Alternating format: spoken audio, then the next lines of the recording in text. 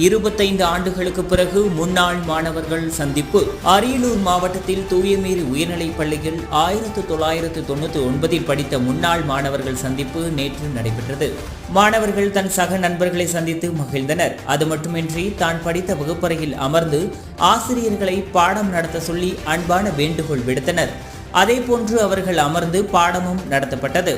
அதில் ஒரு மாணவர், டீச்சர், நான் லேட்டாக வந்திருக்கிறேன், உள்ளே வரலாமா என்று கேட்டது மாணவர்களுக்கு இன்னும் சந்தோஷத்தை அதிகப்படுத்தியது. முன்னாள் மாணவர்கள் மலரும் நினைவு கூர்ந்தனர்.